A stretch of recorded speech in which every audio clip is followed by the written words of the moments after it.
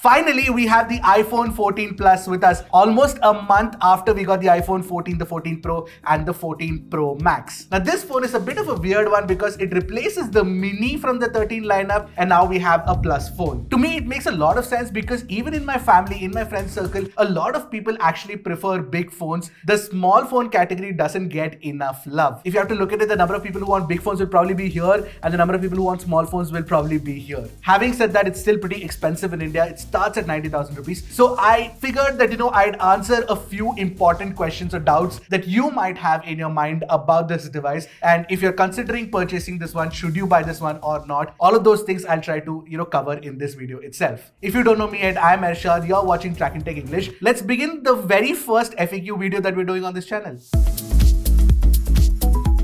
So to answer the very first question, is it too big and heavy? Well, it's big, but it's definitely not as heavy as the Pro Max, whether it's the 13 Pro Max or the 14 Pro Max. It's about 30 grams lighter than the 14 Pro Max and the ergonomics are pretty good too. Now, if it is light, is it not as sturdy enough? Well, that's not really the case. It does feel very well built. That's something that you can, expect from Apple. Now, before we move on, don't forget to the red button, subscribe button, and the bell icon right next to it to get notified whenever we put out an awesome new tech video. And another thing that I want to mention to most folks out there is that now the iPhone 14 and the 14 Plus, not the Pro and the Pro Max, the 14 and the 14 Plus can actually open from the back and the front as well. What that means is that it's easier to open the phone and repair the internals if there is any problem. And in case your back panel breaks, it might be cheaper to replace it. Now, coming back to the fact that it's not as heavy, even if you add a case to it, it doesn't add too much bulk to this phone. So for a big phone, it does feel very comfortable to use. Obviously, the one question that everybody had was, is this the best battery life on an iPhone yet? I would say absolutely yes, considering the fact that the iPhone 14 Pro and the 14 Pro Max haven't been living up to my expectations till now. In the limited time that I've tested the iPhone 14 Plus, I got about 6 hours, 40 minutes of screen on time with above 2 hours of Apex Legends playing and 20% battery left in the bank as well. This phone can easily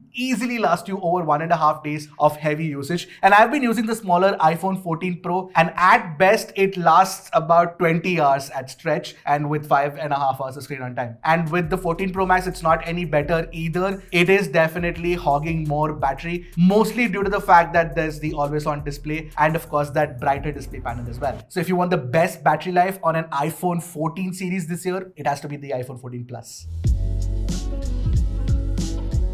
Alright, so the iPhone 14 Plus doesn't come with the A16 Bionic, which you get on the iPhone 14 Pro and the 14 Pro Max. It comes with the same A15 Bionic that is available on the iPhone 13 series, including the Pros. Having said that, the A15 Bionic is still no slouch. We got Geekbench scores, the single core and multi-core scores are much higher than Snapdragon 8 Plus Gen 1 phones on the Android side of the spectrum. And when I compared the 3D Mark scores, of course, the A16 Bionic was better than the A15 Bionic, but the A15 Bionic was slightly better than the 8 Plus Gen 1 as well. And that's absolutely right to presume. When it comes to gaming, this phone is fantastic. Let me explain how. For the better part of last year, the iPhone 13 Pro Max was my primary phone for gaming, but the iPhone 14 Plus is currently my primary phone because it's lighter and much more easier to hold and use. We played Apex Legends for over 1.5 hours continuously on the iPhone 14 Plus and not once did it get hot. There were a few frame drops here and there, and more importantly, like Apple does with the iPhone 13 Pro Max, the 14 Pro Max, it didn't drop down the brightness either. So yeah, the iPhone 14 Plus's thermal efficiency is fantastic and it's great for sustained gaming as well. Especially if you're a competitive gamer, you will appreciate the performance on the iPhone 14 Plus. I know that iOS 16 is riddled with a lot of bugs for a lot of people. I haven't faced too many bugs apart from one bug that I faced on the iPhone 14 Pro, where there was an overlay of the copy menu. But on the iPhone 14 Plus, no bugs yet, but it's only been a limited time. But I feel that iOS 16 is slightly better on the iPhone 14 Plus compared to the iPhone 14 Pro.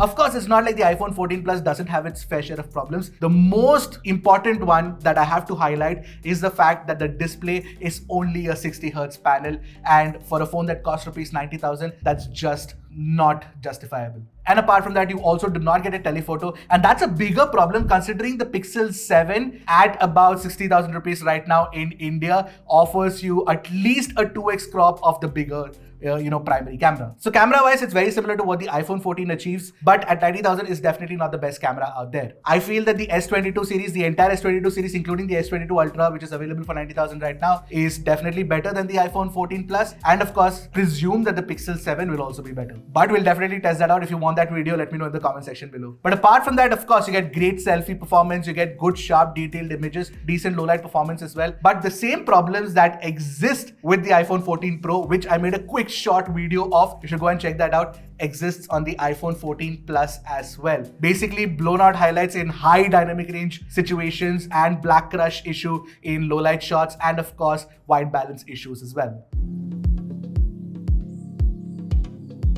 Now, considering that this is the sales season right now, it makes a whole lot of sense to buy the iPhone 13 Pro or the 13 Pro Max instead. But even then, let me break it down for you for better understanding. See, if you're going for the iPhone 13 Pro, it's a considerably smaller phone. So that's something that you have to keep in mind. And apart from that, you also won't get as good battery life. In fact, the battery life will be far worse. Now, the iPhone 13 Pro Max is available for about, I think 20,000 rupees more. And for that price, maybe you can buy this one and an AirPods 2 along with it, so you can get more into the ecosystem. So that could be an option for you. But yes, on both the iPhone 13 Pro and the 13 Pro Max, you get way better features. Of course, there's 120Hz refresh rate and that telephoto camera, plus better cameras too.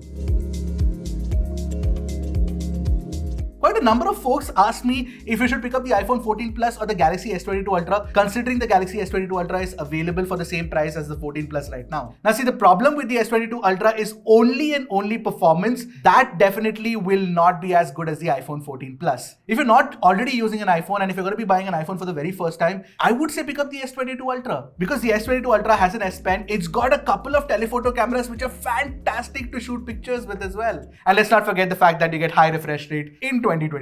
But yes, gamers who want sustained gaming performance, you should pick up the iPhone 14 Plus. Now, I know that a lot of people will be like, but you don't get game modes. Well, you do get a new focus mode with which you can switch off notifications and you won't have any notifications hovering over your screen when you're playing games. So that is definitely an advantage now with iOS 16 in place. Alright, so coming to the final question, I think I've answered most of it because there's not much more to talk about the iPhone 14 Plus. In general, it's just a bigger iPhone 14 with better battery life and better thermals. Now, if you're asking me if it's priced well, which Apple device is priced well at launch? They're generally very expensive, which is also true for the iPhone 14 Plus. But come next Diwali, the iPhone 14's prices will again plummet and people will rush to buy these phones in bulk. That's become a cycle basically. Buy a previous year iPhone and be perfectly happy with it because you're not losing out on much, because now the upgrades have become iterative in nature. So what do you guys think of the iPhone 14 Plus? If you have any more questions, shoot them in the comment section below. Until next time, this is Ershad signing off.